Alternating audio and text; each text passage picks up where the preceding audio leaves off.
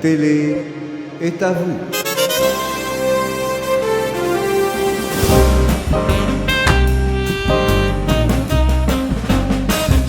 Tout d'abord, je tiens à vous remercier de nous recevoir.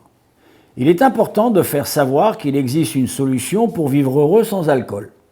Le problème de l'alcoolisme, qui est une maladie mortelle, incurable et même progressive, peut être enrayé par notre programme spirituel. La diffusion d'un message d'espoir est importante pour l'alcoolique qui souffre de ce véritable fléau. De plus, la rencontre avec un mouvement d'entraide pour une participation éventuelle doit être proposée aux patients alcoolodépendants. Recommandation de 2001 de l'Agence nationale d'accréditation et d'évaluation en santé, l'ANAS. Le sens de l'anonymat chez les alcooliques anonymes est la principale protection dont dispose le mouvement pour assurer sa survie et sa croissance. Sur le plan personnel, l'anonymat permet aux membres de ne pas être reconnus comme alcooliques. Au niveau de la presse, de la radio, de la télévision et du cinéma, et de l'Internet, l'anonymat fait ressortir l'égalité de tous les membres dans le mouvement. Alcoolique anonyme, avec un sigle AA, vous avez un logo qui est officiel. Racontez-moi les moments forts, comment ça a démarré. Les alcooliques anonymes sont nés aux États-Unis en 1935, à Akron dans l'Ohio.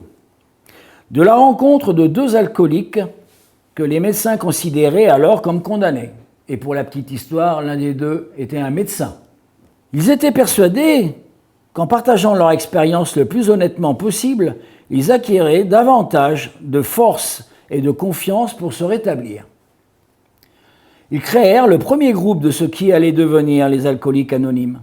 La plus grande association d'entraide mondiale. En France, le premier groupe s'est constitué en 1960. Bon, donc vous avez une histoire qui remonte à déjà combien, 70 ans pratiquement 83, 84 ans. Donc c'est un petit peu comme une fondation, on va dire, non? Peut-être, non? Je ne vais pas aller jusque-là, mais pratiquement. Je dirais plutôt que c'est une solution qui permet à des personnes qui ont un problème d'alcool de pouvoir, d'une part, d'en parler, mais de pouvoir s'arrêter, de boire et de vivre heureux sans alcool. D'être aidé. Donc on va voir tout à l'heure les solutions, on va en parler. Alors, l'idée que vous avez voulu mettre en scène, c'est à travers 3 personnes qui sont présentes, qu'on va écouter dans quelques instants. Ils vont nous envoyer des messages. Donnez-moi un petit peu le pourquoi de cette idée, le sens de tout ça. Alors il me semblait important de pouvoir parler au travers justement de ce que font les alcooliques anonymes, de ce que ne font pas les alcooliques anonymes, et de pouvoir tout simplement de savoir qui sont les alcooliques anonymes. Parce qu'il est important quand même malgré tout pour le grand public de savoir que effectivement nous pouvons être anonymes comme le nom du mouvement l'indique, mais nous ne sommes pas invisibles.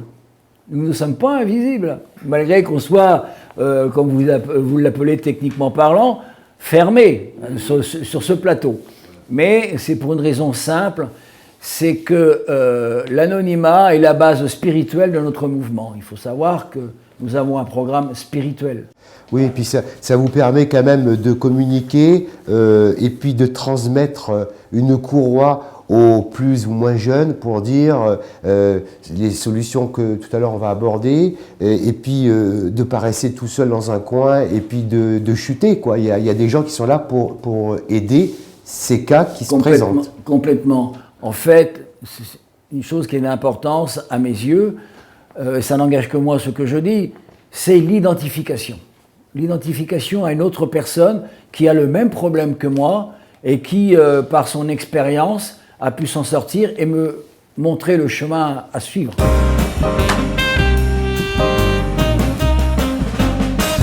Moi, quand j'ai rencontré les alcooliques anonymes, ce qui m'a plu, c'est qu'on m'a rien demandé. Pas demandé qui j'étais, on ne m'a pas demandé d'où je venais, on m'a rien demandé. La seule chose qui était importante, c'était que j'avais vraiment envie d'arrêter de boire.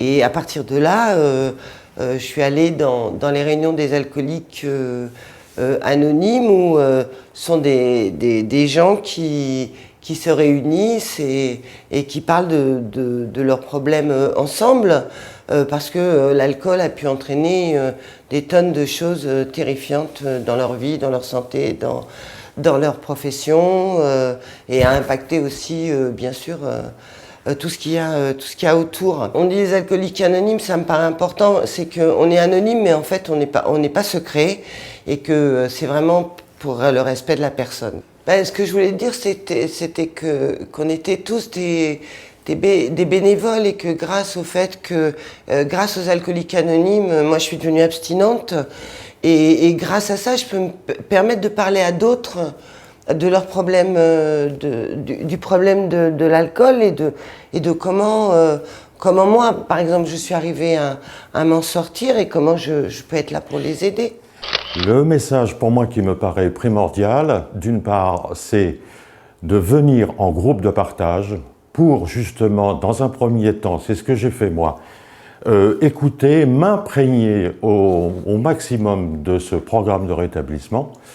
Et par cette écoute, quelque part, j'ai eu, à un moment donné, après plusieurs réunions, un moment d'identification. Et je me suis dit, enfin, là, il s'est passé quelque chose. C'est vraiment le lieu où je dois être et où je dois revenir.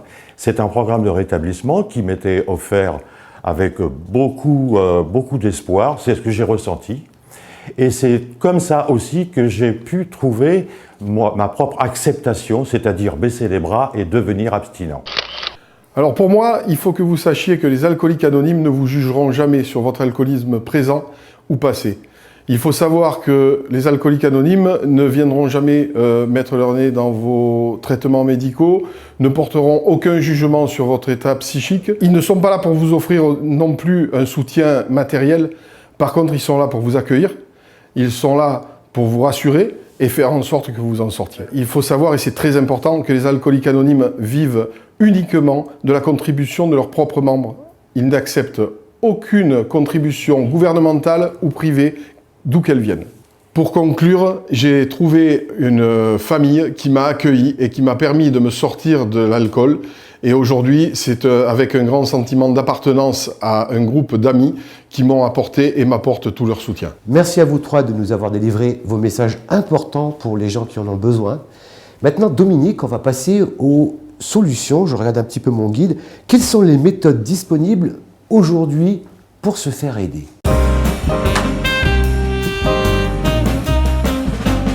L'une des premières démarches que doit faire un alcoolique à la recherche d'une solution, c'est de nous contacter soit par téléphone, au numéro cristal. Le numéro de téléphone qui s'affiche, 09 69 39 40 20. Ce numéro est une permanence qui permet à l'alcoolique qui souffre d'avoir une hotline au téléphone, quoi. Tout à fait, Ouais, absolument, c'est cela même. Et en définitive, ça permet de rassurer la personne, d'entendre qu'il existe une solution pour pouvoir s'en sortir.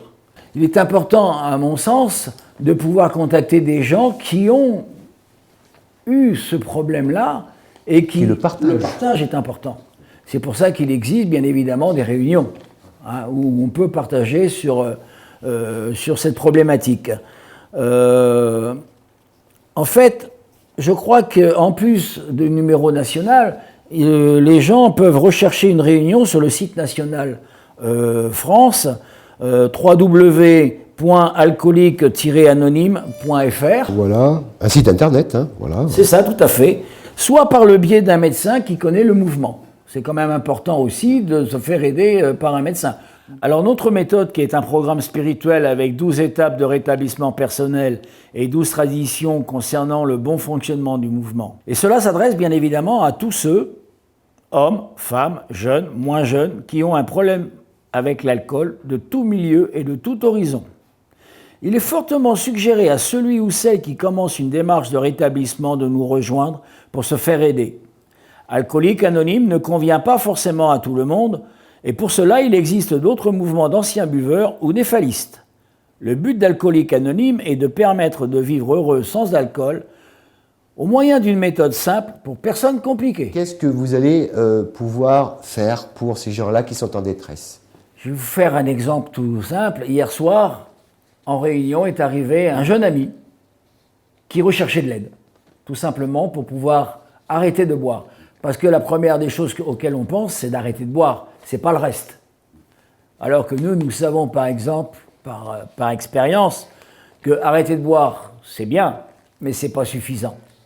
Donc effectivement, Alcooliques Anonymes propose un programme, comme je vous le disais tout à l'heure, en 12 étapes et 12 traditions, et ça permet à celui qui est arrivé hier soir de comprendre le sens de ce programme pour qu'il puisse, une fois qu'il a arrêté de boire, remplacer la bouteille par un programme de rétablissement.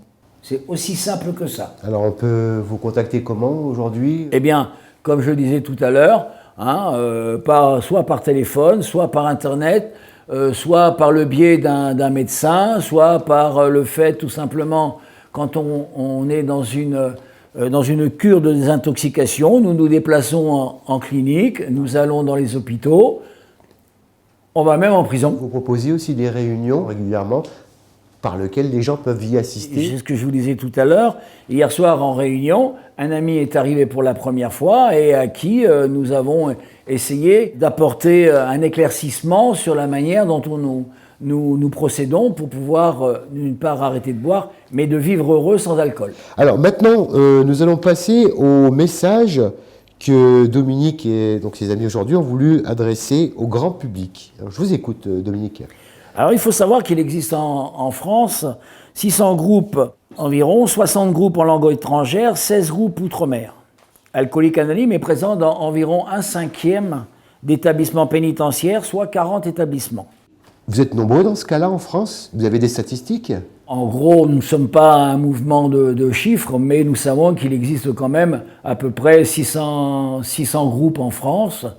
Il y a 16 groupes en langue étrangère. On est quand même établi dans 181 pays à travers le monde. Ça fait quand même beaucoup de monde. Hein. Donc, il faut savoir que dans la région PACA, nous avons 40 groupes. 40 groupes qui existent. Donc c'est quand même assez important. En région PACA, ces groupes, on peut les contacter.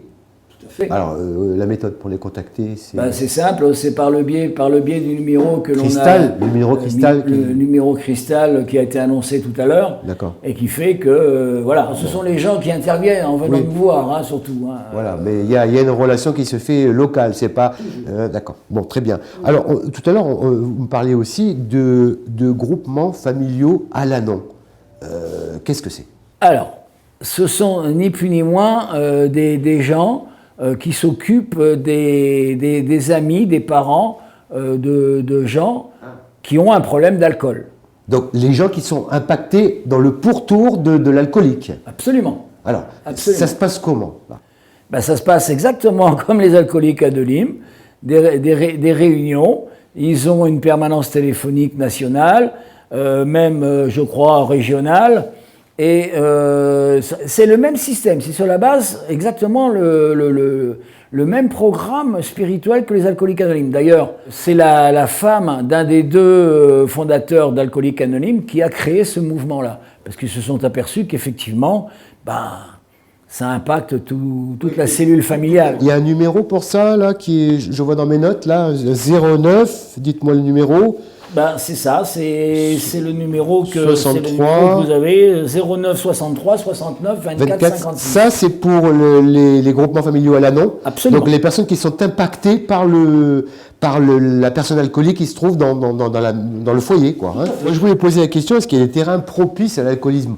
Bon, ça, vous m'avez expliqué tout à l'heure en antenne que c'était un sujet vaste. Que ça pouvait venir de l'enfance, des tas de problèmes, donc on n'allait pas se perdre dans ces méandres. Quelques mois, ce sujet. Et pourtant, je vais prendre mon cas, parce que le plus simple, c'est effectivement. Donc, dans ma situation, c'était le fait que j'avais un mal de vivre, j'avais un mal-être. Ce qui a été terrifiant, c'est que j'ai aimé ça. Mais longtemps? 32 ans. Ah oui, c'est... Oui, oui, oui. Et aujourd'hui, plus rien. Et depuis un peu plus, pas loin de 25 ans, il n'y a plus rien. Il Alors, n'y a plus rien. Il n'y a qu'une vie heureuse sans alcool. C'était quoi le déclic, là? Qu'est-ce qui s'est passé? Ah, le fameux déclic. Ben, le fameux déclic, en ce qui me concerne, ça a été marre d'en avoir marre. J'ai été au fond du trou, j'ai tout perdu dans l'alcool. Et c'est vrai que lorsque, dans la cure de désintoxication où je me trouvais, j'ai vu arriver 3 personnes qui nous ont expliqué comment ça s'était passé pour eux, j'ai eu envie à un moment donné, pas tout de suite, mais j'ai eu envie d'avoir ce qu'eux, ils avaient. C'est-à-dire la joie de vivre. Parce qu'en définitive, c'est ça. Le mouvement des alcooliques anonymes nous permet d'avoir cette joie de vivre sans alcool. C'est quoi une cure de désintoxication? Ça se passe comment? Vous allez dans un centre, un institut, un petit peu quelques éléments. Dans une clinique, tout simplement, dans une clinique spécialisée en alcoolologie qui fait que on est là pendant 3 semaines, 1 mois, pour nous permettre de nous déshabituer de l'alcool. Donc on vous donne un petit peu d'alcool, mais tout doucement ça diminue? Ah non, absolument pas. Non. Ah, rien. Mais c'est un sevrage total complet du début. Complètement. Et donc là, la personne, elle rentre dans des états pas possibles. Donc c'est là qu'il y a des médicaments. Dites-moi un petit peu. Alors, il n'y a pas de médicaments. Justement, quand on rentre en clinique de désintoxication, on enlève les médicaments. Sauf si on a une pathologie importante, comme le diabète, comme d'autres pathologies médicales, bien sûr. Mais ceci étant, il y a quand même des spécialistes. Il y a alcoologue, il y a psychiatre. J'ai eu droit à des séances d'auriculothérapie, de musicothérapie. La musicothérapie. Ah oui. Donc c'était pas inintéressant. Voilà, sauf que effectivement, après la clinique, c'est ça qui est intéressant. Une fois qu'on est lâché dans la nature, qu'est-ce qu'on fait? Eh ben c'est peut-être C'est très difficile. une réponse intéressante. Voilà. Donc les 3 amis qui sont venus nous voir pour parler du mouvement des alcooliques anonymes, qui ont été très intéressants, m'ont permis par la suite, pas immédiatement, parce que dans mon cas, comme on est tous différents, dans mon cas, ça n'a pas été un déclic immédiat. J'avais arrêté de boire, j'ai arrêté de boire pendant plus d'1 an et demi à peu près, jusqu'au jour où j'ai eu une émotion très très forte. Et vous avez repiqué? Et j'ai failli reprendre le verre, mais je n'ai pas repris le verre. Et c'est là que je me suis souvenu de ce qu'avaient raconté les 3 amis des alcooliques anonymes. J'ai téléphoné à la permanence, à l'époque on n'avait pas ce numéro cristal, mais c'était la même chose, et on m'a dit, il y a une réunion ce soir, tu qu'à venir et tu verras. Et effectivement, le jour où je suis arrivé en alcoolique anonyme, je savais que j'avais trouvé ma place, où j'avais trouvé des gens qui, comme moi, pouvaient partager leurs émotions, leurs tranches de vie qui étaient, quelque part, c'est différent, mais ça rejoint, le but est toujours là, quoi. Il faut essayer de... Voilà. Complètement.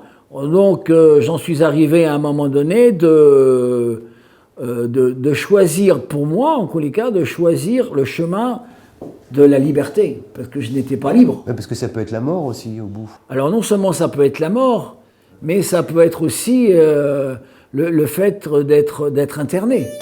En plus, là, vous oui, on peut aussi se retrouver, d'ailleurs... En psychiatrie. En psychiatrie, il y a de très très très nombreux malades alcooliques. Par rapport à l'entourage qui se plaint, peut-être, qui... Non, aussi Il y a ça aussi, bien évidemment. L'entourage, il fait pour quelque chose. Et heureusement qu'il y a l'entourage, des fois, quoique malheureusement, l'entourage ne sait pas ce qu'il faut faire. C'est pour ça que les Alanons, eux, sont vraiment... ils font un travail remarquable. C'est pour ça que ce plateau, aujourd'hui, on a voulu le faire. Absolument. Pour partager un maximum, pas d'émotions, mais d'informations, à travers vous, à travers vos amis, à travers plein de gens. Ils font un travail remarquable justement pour aider les conjoints, les amis, les enfants, enfin tout l'entourage d'un alcoolique. Eh bien Dominique, merci pour ces témoignages, on va dire, parce que c'était important. Vous avez parlé avec votre cœur. J'ai essayé, en tous les cas. En tous les cas, c'est bien parce que votre expérience, vous la faites partager aux autres. Vous allez donc nous parler maintenant de bande-annonce. Dans un premier temps, nous avons le Congrès national des alcooliques anonymes qui va se passer à Montluçon la semaine prochaine, le 9 et le 10 novembre. C'est proche, mais bon, on l'indique quand même. Alors, qu'est-ce qui va se passer là ? Eh bien là, c'est pas l'Assemblée générale, c'est le Congrès national de toute la France, et même d'ailleurs. Les gens viennent justement pour se rencontrer et pour participer à des réunions, différentes réunions. D'accord, le lieu, on répète? À Montluçon, Montluçon. au centre de congrès à Tanor. C'est bien qu'on fasse partie de votre association, comme ça ils sont au courant quand il y a des réunions, des conférences. Tout à fait aussi, oui, oui, bien sûr. Deuxième annonce, En 2020, le 11 et le 12 avril, à Saint-Raphaël, aura lieu la convention de la région PACA, avec le thème « La sobriété, récompense de l'abstinence ». merci Dominique pour ces messages forts et donc pour les téléspectateurs et téléspectatrices, n'hésitez pas à contacter l'association A pour tout type de problème qu'on vient d'évoquer dans ce plateau. Merci à vous.